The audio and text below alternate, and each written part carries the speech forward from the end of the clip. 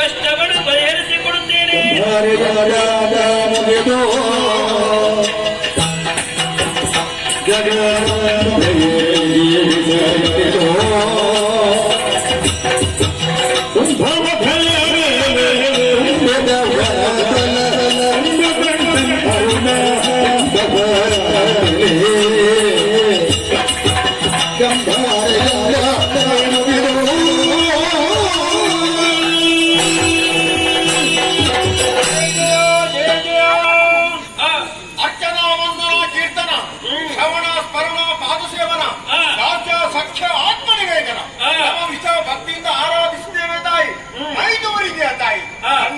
ಧನ್ಯರಾದೆವು. ಆದ್ರೆ ಈ ಕಾಲದಲ್ಲಿ ನಮ್ಮ ಪಾಲಿಗೆ ಕಷ್ಟವಾಗಿ ಹೋಯ್ತು. ಅದೊಂದು ಕಾಲದಲ್ಲಿ ಶುಭವನ್ನು ಅಮಾತ್ಯರಾಗಿರುವಂತಹ ರಣದೈತ್ಯ ಇನ್ನಲ್ಲಿ ಹೋರಾಡಿ ಅಲ್ಲಿ ಹೋರಾಡಿದಂತಹ ದೈತ್ಯ ತಲೆಮರೆಸಿಕೊಂಡು ಈ ಕಾಲದಲ್ಲಿ ಬ್ರಹ್ಮನನ್ನು ಕುರಿತಾಗಿ ತಪವನ್ನು ಆಚರಿಸಿ ವರವನ್ನು ಪಡೆದ ತದನಂತರ 3 ಲೋಕವನ್ನು ಕೈವರ್ತಿಸಿಕೊಳ್ಳಬೇಕೆಂಬ ಉದ್ದೇಶದಿಂದ ನಮ್ಮೀನಾಗುಣದ ಮೇಲೆ ಅಭಿಯೋಗವನ್ನು ಮಾಡಿದ ಅಂತಹ ದುಷ್ಟರಲ್ಲಿ ಕಾದಾಡಿದಂತಾದರೆ ನಮ್ಮ ಪಾಲಿಗೆ ಸೋಲೆ ಆಗಿ ಹೋಯಿತು.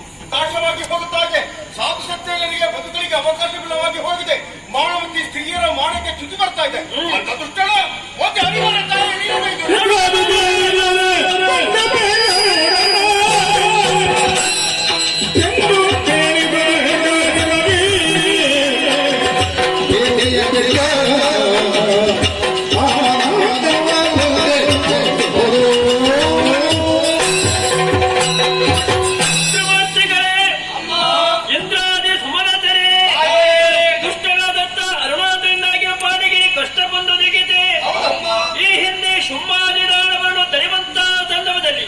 ಒಂದು ಕ್ಷೇತ್ರದಲ್ಲಿ ತಲೆಮರೆಸಿಕೊಂಡು ದುರ್ಬಲ ಆಗಿದ್ದ ಎಂದು ಪ್ರಧಾನಾಗಿ ಮೆರೆಯುವುದಕ್ಕೆ ವಿಧಿಯ ವರಬಲವೇ ಭಯಭೀತರಾಗಬೇಕು.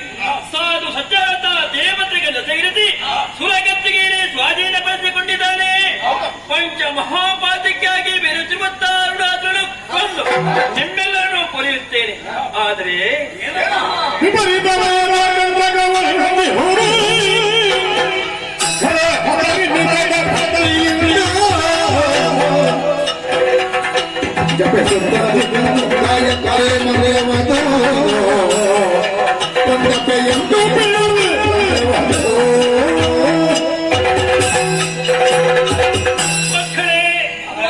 ದುಷ್ಟನಾದ ಅರುಣಾತ್ರನು ತೆರೆಯುವುದಕ್ಕೆ ವಿಪರೀತವಾದಂತಹ ಕಂಟಕವನ್ನು ಎದುರಾಗುತ್ತಾ ಇದೆ. ಇದು ಅವನ ಬಲಮೆಯಲ್ಲ, ಗಾಯತ್ರಿ ಮಂತ್ರದ ಮಹಿಮೆ. ಬ್ರಹ್ಮನಿಂದಾಗಿ ವರವನ್ನು ಪಡೆಯುವಂತಹ ಸಂದರ್ಭದಲ್ಲಿ ಶಾರದವನು ಶೇಷಕ್ಕೆ ಮೆಚ್ಚಿ ಗಾಯತ್ರಿ ಮಂತ್ರವನ್ನು ಉಪದೇಶ ಮಾಡಿದ್ದಾನೆ. ತ್ರಿಕಾಲದಲ್ಲಿ ಗಾಯತ್ರಿ ಮಂತ್ರವನ್ನು ಪಠಿಸುವುದರಲ್ಲಿ ಅವನ ಆತ್ಮವರ್ಚಸ್ಸು ದೇವರ್ಚಸ್ಸು ವೃತ್ತಿಯಾಗಿ ಸಾವಿನ ಭೀತಿಯಿಂದಾಗಿ ದೂರವಾಗಿದ್ದಾನೆ.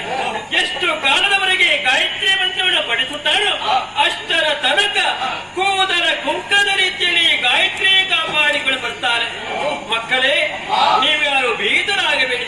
ನಿಮಗೊಂದು ಉಪಾಯವನ್ನು ತಿಳಿಸುತ್ತೇನೆ. ಸುರ ಗುರುಗಳಾದಂತಹ ಬೃಹಸ್ಪತಿಯನ್ನು ಅರುಣಾದ್ರಿದ್ದಲಿಗೆ ಕಳುಹಿಸಿಕೊಡಿ. ಹೇಗಾದರೂ ಮಾಡಿ ಅವನ ಗಾಯತ್ರಿಯ ಮಂತ್ರವನ್ನು ಕೆಡಿಸುವಂತೆ ಮಾಡಬೇಕು. ಮುಂದಕ್ಕೆ ನಾನೇ ಮೈದೋರಿ ದುಷ್ಟರು ನಿಮ್ಮೆಲ್ಲರನ್ನು ಬರೆಯುತ್ತೇನೆ. ನಿಮಗೆಲ್ಲರಿಗೂ ಶುಭವಾಗಲಿ.